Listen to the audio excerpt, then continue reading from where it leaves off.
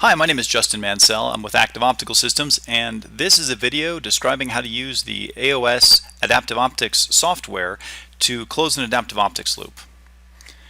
I'll start with some setup prerequisites, then talk about our optical setup, and then describe how to use the software. To get the software, you can go to the AOS SharePoint site at sp.aos-llc.com/sites/portal. Make sure you use https:// as the prefix to this in order to enable the security settings. Then you can go to Downloads, Export Controlled, Software, and I usually go to the current version and download one of the most current versions of this and install the software.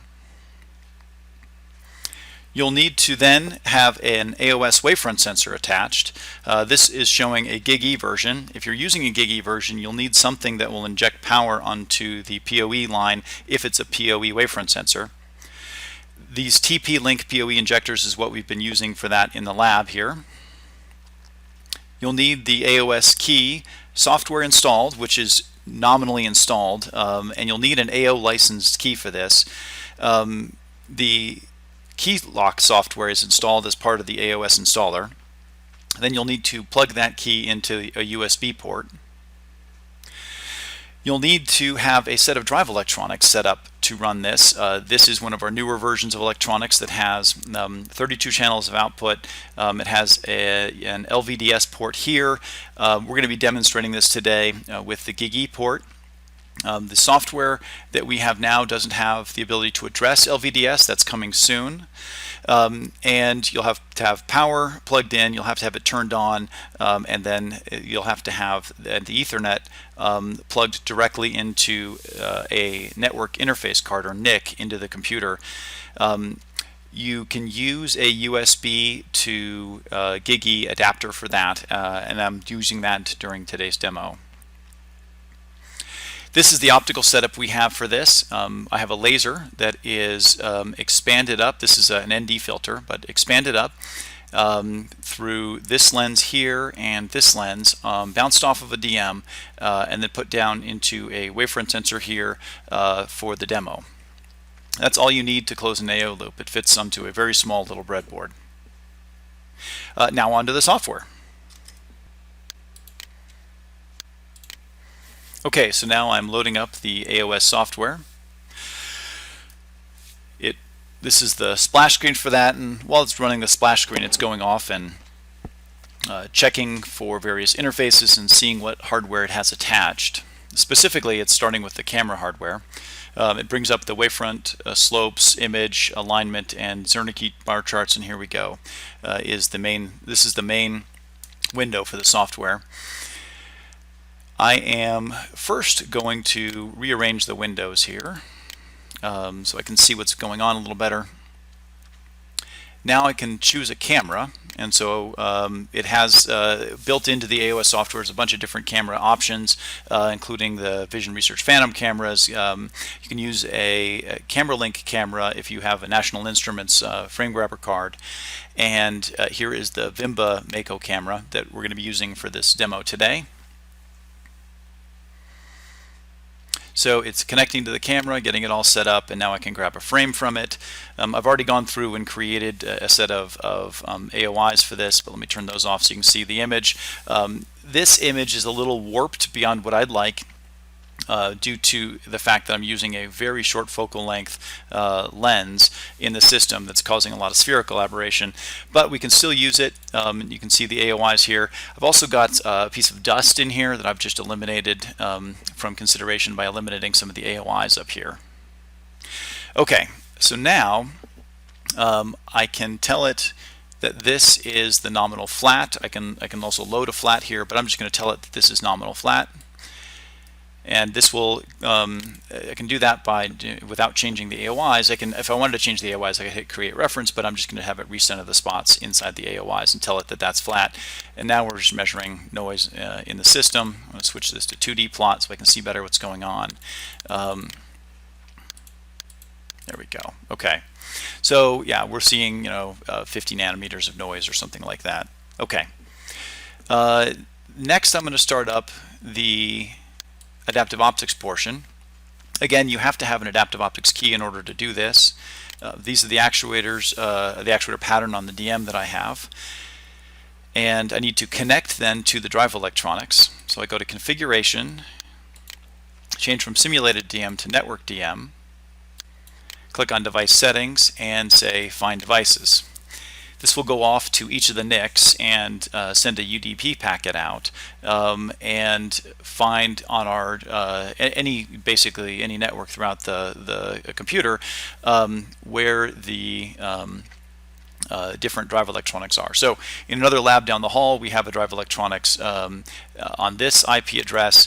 Since I have this one directly plugged in, it is giving me a 169 address. I can then say use device, which will copy this information up to here and then connect.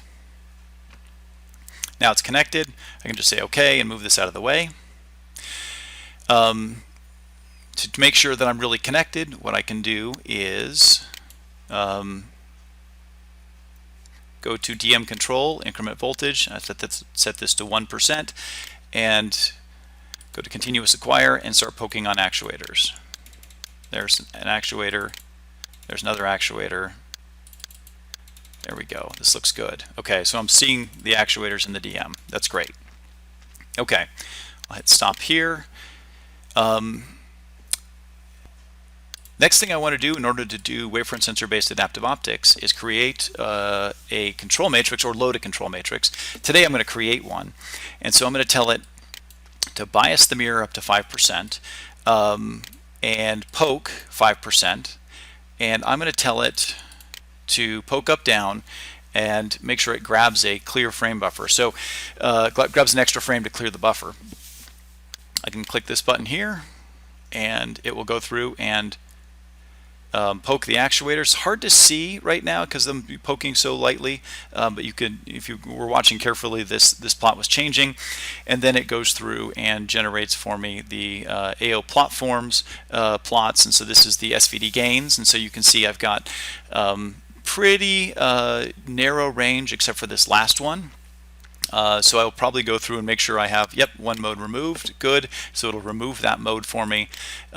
These are the wavefront sensor modes that it found. And let's just jump all the way to the end here and take a look at what that last mode was.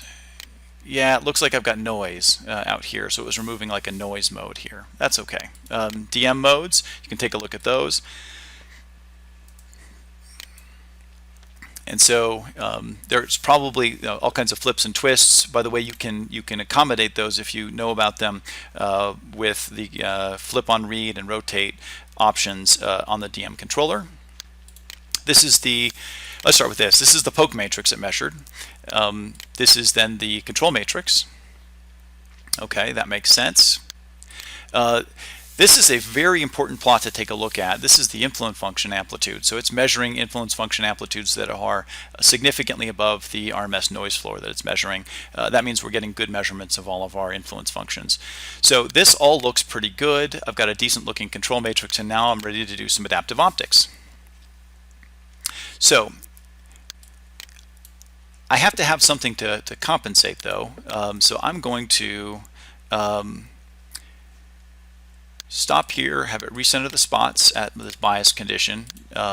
So now I'm seeing basically noise, and I'm going to tell it to increment the voltage on a few of these actuators.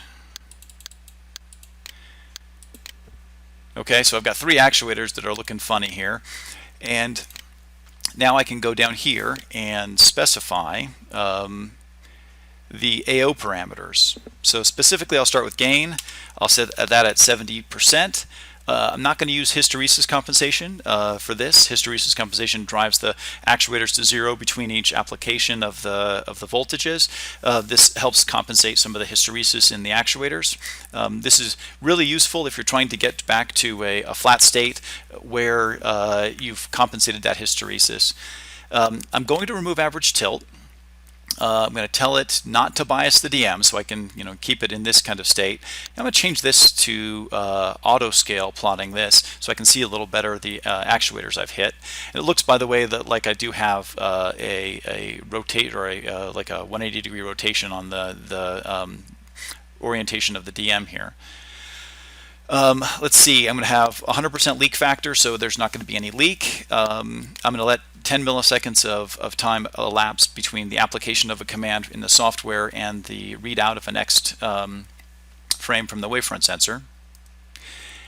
And I'm ready to go. So I'm going to start by just doing 100 iterations. You know what? Let's slow this down for the video. Let's make this, oh, I don't know, say 500. Okay. And say arm and trigger. And what's going to happen here for the video here is going to try to get the DM back into a good position here.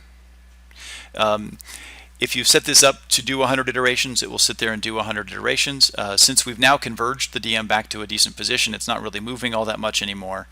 I will pause the video here so you don't have to watch the rest of this.